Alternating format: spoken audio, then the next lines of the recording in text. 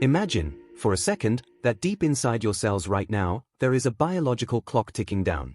Most of us assume that when it hits zero, usually around 75 or 80 years old, that's just the natural end of the road.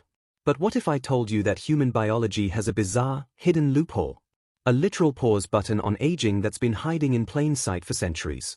You aren't actually programmed to die at 80. You're just accidentally telling your body to self-destruct, and you are doing it 3 times a day, entirely by choice. We've all been sold this massive, highly profitable misconception that living to 100 is purely a genetic lottery. You hear stories of people like Gene Calment, who lived to be 122 and famously smoked cigarettes and ate chocolate every single day. Or you hear about that one eccentric uncle who drinks a pint of whiskey for breakfast and is still aggressively chopping his own firewood at 95. So, we shrug, throw our hands up, and think, well, it's just luck of the draw. Pass the donuts. But historically and scientifically, that is a wildly dangerous myth. If you look at the blue zones, regions like Okinawa, Japan, or Sardinia, Italy, where centenarians are shockingly common, they aren't doing weird, futuristic biohacking. They aren't sleeping in hyperbaric chambers, they aren't taking $100 synthetic supplements, and they definitely don't have mutant DNA. In fact, when people from these long-living regions move to modern, westernized cities and adopt our habits, their life expectancy plummets almost immediately to match everyone else's. This proves a fascinating point. It is not the hardware, it's the software. For centuries, our ancestors possessed a highly specific biological environment that allowed their cells to regenerate flawlessly. It was the default state of human existence to age slowly and without the massive cognitive and physical decline we blindly accept as normal today. But over the last 100 years, we systematically destroyed that environment. We replaced it with an invisible, slow-acting biological rust. We traded a century of vitality for convenience, and the craziest part is, we don't even realize we are actively poisoning ourselves. To understand how to hit that century mark, and more importantly, how to actually enjoy it rather than just surviving attached to hospital machines, you have to look at what's actually killing you right now. At a microscopic level, every time your cells divide, the little protective caps on the ends of your DNA, called telomeres, get slightly shorter. Think of them like the plastic aglets at the end of your shoelaces. When those caps wear out and run out, the shoelace frays. The cell dies. Boom. Aging. But the speed at which these caps burn away isn't a fixed countdown. It is entirely controlled by 2 silent assassins, chronic inflammation and oxidative stress. Imagine your body is a high-performance, priceless vintage sports car. Every single day, you are willingly pouring a cup of battery acid straight into the gas tank, and then wondering why the engine sounds like a dying lawnmower by the time you reach your 50s. Throughout the Industrial Revolution, we radically altered human fuel. We created and mass-produced compounds that the human digestive and vascular systems had never encountered in their 2 million years of evolution. We invented processing methods that completely stripped the life, the fiber, and the nutrients out of our food just to make it last longer on a supermarket shelf. But here is the bizarre paradox of human biology. Our bodies are so incredibly, stubbornly efficient that they try to run on this toxic sludge anyway.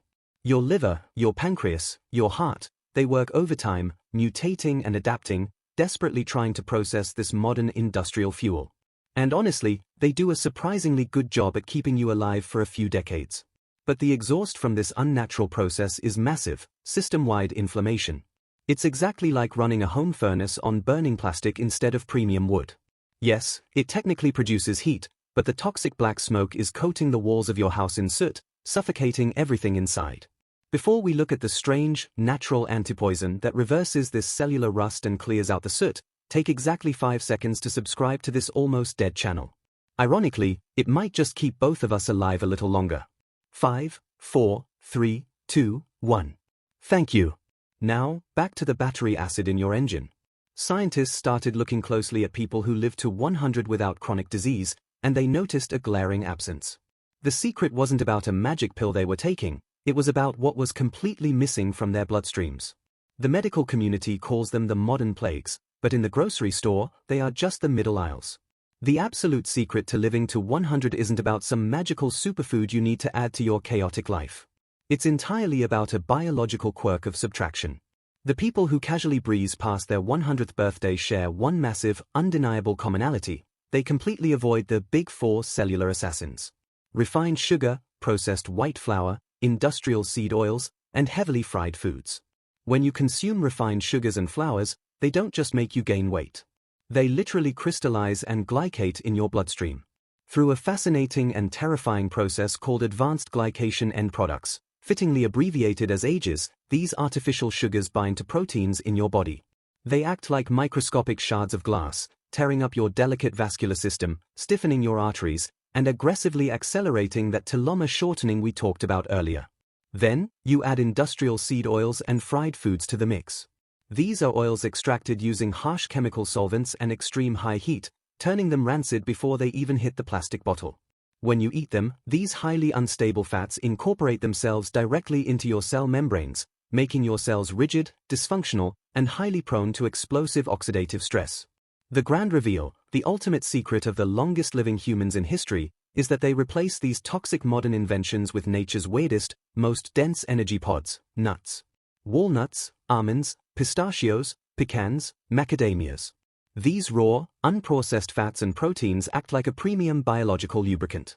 By entirely stripping sugar, flour, and fried oil out of the equation and relying on whole, nutrient-dense fats like nuts, you stop pouring acid in the tank.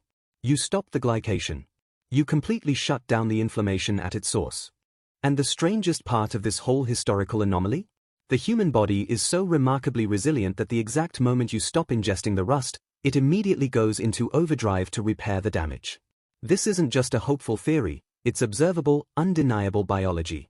Within just weeks of cutting out refined sugars, ditching the bleached white flour, and throwing away the industrial seed oils, cellular markers of aging actually begin to reverse. Your blood pressure normalizes. That heavy, persistent brain fog you thought was just getting older completely evaporates. And most importantly, those vital DNA telomeres stop burning down so fast. When you swap the highly processed, neon-colored snacks for a simple handful of walnuts, you are delivering a highly concentrated, bioavailable dose of omega-3 fatty acids, polyphenols, and fiber straight to your brain and heart. Studies have repeatedly shown that regular nut consumption, paired with the absence of modern junk, slashes the risk of cardiovascular disease, the absolute number one killer on the planet, by a massive margin. It turns out, the ultimate cheat code to living a century isn't a modern medical breakthrough or a billion-dollar pharmaceutical drug designed in a lab. It's simply having the stubborn, radical discipline to eat exactly like a peasant from the 18th century, actively ignoring the colorful, sugary lies screaming at you from the modern grocery store aisles. You don't need a Silicon Valley biohacker's budget to reach 100. You just need to respect the machinery. Keep the rust out of the machine, fuel it with the raw, natural building blocks it actually recognizes, and the machine will just keep running, decade after brilliant decade.